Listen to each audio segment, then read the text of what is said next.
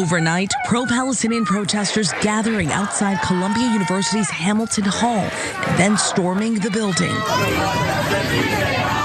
Video capturing students slamming desks, breaking windows, and barricading themselves inside. Just after 12:30 this morning, dozens of students left the encampment and entered the hall.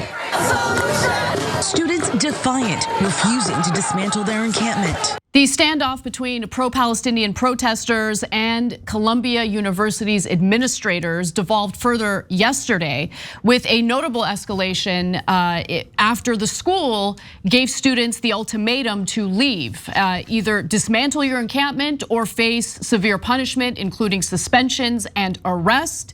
As you saw from the video we just showed you, the students who refused to leave the campus ended up breaking into and occupying Hamilton Hall, which actually has quite a bit of history that we'll get to in just a moment. The protesters renamed the building Hinds Hall to evoke the brutal death of the 6-year-old Palestinian girl who suffered at the hands of the Israeli Defense Forces. We've covered her on multiple occasions on this show. She was trapped in a car after all of her other family members died from an Israeli airstrike, and then they struck the car again days later, and she was found dead. So with that said, here are some more details about what happened on Columbia's campus last night. Columbia administration now telling students and faculty to avoid campus and warning that access to other buildings may be restricted. Columbia had started suspending students who remained in the pro-Palestine encampment outside there past Monday afternoon. Some of them had been leaving. But shortly after midnight, a student smashed a window of Hamilton Hall with a hammer. The group Columbia Students for Justice in Palestine says that dozens have barricaded themselves inside Hamilton Hall. You can see them here in these images, using furniture and other objects to blockade the doors. The people who were already inside Hamilton Hall decided to smash the windows and then put bike locks around each door handle. Now, the protest on campus, the encampment, was peaceful, and once they were forced to dismantle it, that's when things escalated. I just feel like Columbia's bungled this from the very beginning. I'll explain why in just a moment, but I'm curious what you think, Cenk. Pausing here to deliver some honest truth as we do in our news coverage as well. TYT is facing challenges, guys, as the entire industry is. You know who could make the difference? You. If you hit the join button below, it's gonna make all the difference and keep us in business. We appreciate you, thank you. You know, I actually, even though the head of the university there, I can blame her for 100 things, and I've said that arresting those students and continuing to do all this, me as a Columbia alumni, I'm enormously embarrassed. I won't give any more money to Columbia because the other alumni constantly are threatening Columbia. You better arrest those students. They dared to protest against Israel. We'll have you fired, right? That's literal. Robert Kraft did that among, I'm sure, many other alumni, saying, how dare you not arrest these people who disagree with me? Okay, I'm alumni too, okay? Can I arrest all the pro-Israel protesters? By the way, so guys, this is the most important part, and then we'll give you all the details of the protests, etc. But what does the media choose to focus on? So we had, before the cable news attacked this topic, we had peaceful protesters all across the country. There'd been no reports of anything wrong, right? All of a sudden, cable news decided, all of them at once, these protesters are evil and violent and terrible. And they found 2 or 3 videos, which we already showed you. Okay. There were other examples, okay, but they were small scuffles. I hate when those small instances are used to paint a picture of the actual organized demonstrations / encampments that are taking place.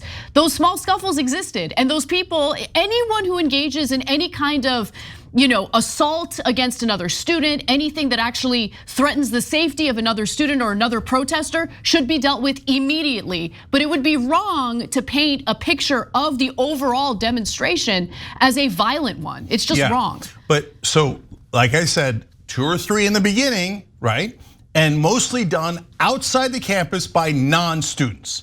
So that was what they wanted. Okay, yes, I'm saying the media and politicians wanted to use that to deceive you. So they took those videos like, aha, this represents all the peace protesters. How dare they be in favor of Palestine? They're for violence. You have to arrest them all, okay? Now, then things got animated because they sent in the cops to arrest the students. So then you got more videos. But what's interesting is, if you go to ask any pro-Israel protests, ask them, isn't that amazing? They never ask them, hey, what do you guys think about Palestinians or Muslims? Because I guarantee you, because I've already lived it, that not all of them, of course, but a huge chunk of them will tell you killing Muslims is no big deal. Killing Palestinians is Tuesday, and they had it coming. They had it coming, and we had killed 30 times what Hamas killed, but it wasn't enough. Now that to me is 1,000 times more violent,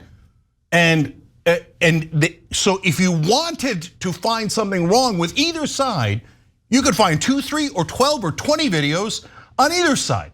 But they don't want to find anything wrong with the pro-Israel protesters, so they never even ask. They have signs calling for violence, calling for Israel to wipe out Gaza. Not an issue, perfectly okay. And who's actually killing who? If you watch cable news all week, you know what the sense you'd get?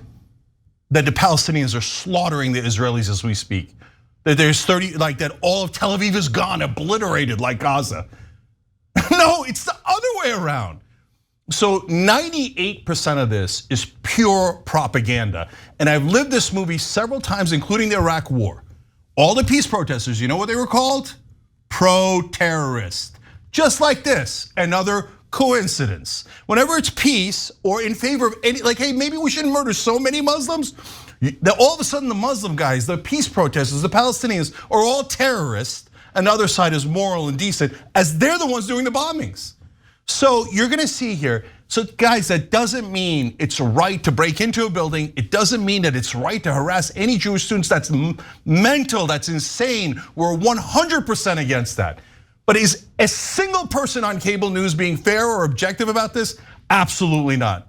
What I'm seeing is wall-to-wall propaganda. So we can share that with you guys, and then, but I'll say one last quick thing for now. I love that they named it Hins Hall, because the IDF murdered that 6-year-old girl, and they murdered the ambulance drivers who went to rescue her. They knew that she was trapped. The ambulance drivers told them that they're going to rescue a 6-year-old girl, and the IDF, at least those guys for sure, are terrorists that murdered her.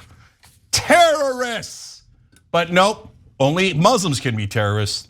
Israelis could never, ever, ever, ever be terrorists, even if they kill 6-year-olds in cold-blooded murder.